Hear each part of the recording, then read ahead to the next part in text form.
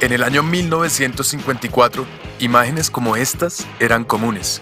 La sociedad de la época no permitía a afrodescendientes en las universidades y los trataba injustamente a causa de una diferencia: el color de su piel.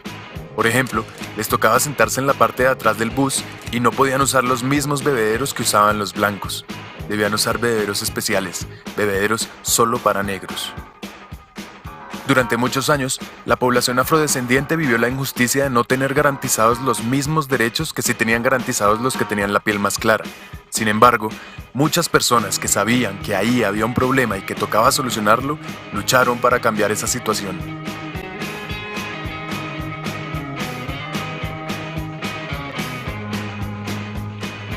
Después de algún tiempo y muchas luchas, en 1964 se aprobó el Civil Rights Act, un papel que dice que sí, los afrodescendientes sí tienen los mismos derechos que los blancos y no debe existir ninguna clase de discriminación en su contra.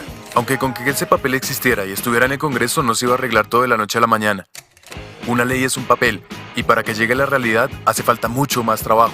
Es aquí donde recordamos personajes como Martin Luther King, como Mohamed Ali, como Malcolm X, como Tommy Smith y John Carlos, y bueno, como tantos otros que llevaron el mensaje de ese papel a la base de la cultura y realmente ayudaron a cambiar formas de pensar en los hogares norteamericanos y dieron pie para que algo como esto fuera posible, para que cupiera en la cabeza de los norteamericanos que un presidente afrodescendiente los podía representar a todos. Hoy en día el problema no se ha acabado, pero es solo una minoría la que insiste en un concepto tan salvaje y arcaico como el del racismo. Ahora, vean esto.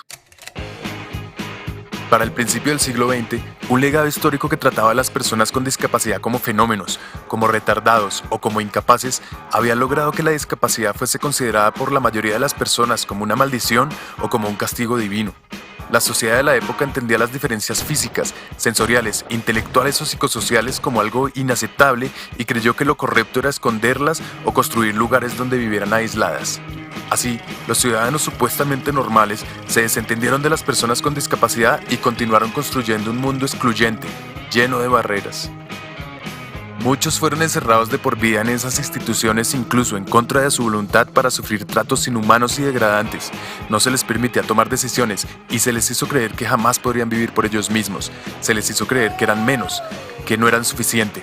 De hecho, se los llamó minusválidos. Durante la primera mitad del siglo XX, el pensamiento de los médicos era que las personas con discapacidad debían ser curadas de su enfermedad y que en el momento en que estuvieran sanos, volverían a ser parte de la sociedad. A punta de terapia, les hicieron creer que su problema se les quitaría, pero mientras ese día llegaba, ¿qué? En algunos lugares, hasta se esterilizaba a las personas con discapacidad o existían leyes que les prohibían casarse o incluso aparecer en público. La marca de la discapacidad se creó utilizando los mismos colores que los de un hospital y se pregonó con orgullo el nuevo y maravilloso concepto de la integración, pero en vez de incluirlos realmente, se los integró solo en una parte de la sociedad y así se inició una nueva forma de segregación, mientras que las personas con las discapacidades más complejas seguían presas en instituciones cada vez más inhumanas. Durante la segunda mitad del siglo, ya se tenía claro que eso era un problema y cogió fuerza un movimiento que buscó acabar con esa opresión. Inspirados en otros movimientos de derecho civil, las personas con discapacidad empezaron a manifestarse demandando sus derechos. Activistas lucharon por lograr avances en accesibilidad a los sistemas de transporte masivo, a los sitios públicos, a la información, a la salud, a la educación, al empleo, es decir, a las cosas básicas que cualquier persona tiene derecho.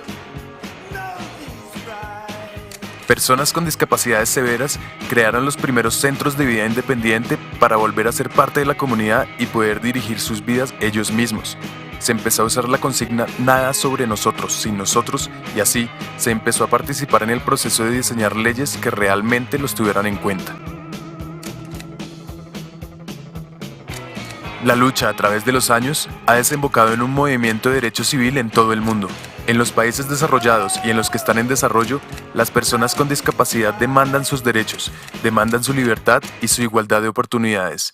Y aparte de las leyes que en cada país se han ido desarrollando, en 2006 aparece la Convención de Derechos de Personas con Discapacidad de Naciones Unidas, un instrumento internacional que dice que la discapacidad no la tiene la persona, sino que resulta de la interacción entre personas con deficiencias y las barreras debidas a la actitud del entorno que evitan su participación plena y efectiva en la sociedad en igualdad de condiciones con las demás. Y al igual que un negro no tiene racismo, sino que el racismo aparece cuando un tipo señala a otro por el color de su piel, yo no tengo discapacidad, sino que la discapacidad aparece cuando yo debo estar en igualdad de oportunidades con el otro. Lo que tienen las personas son algunas limitaciones que pueden sobreponerse gracias a ciertos ajustes que implementados garantizan la igualdad de oportunidades. Y pilas, son la sociedad y el gobierno los que tienen que garantizar estos ajustes.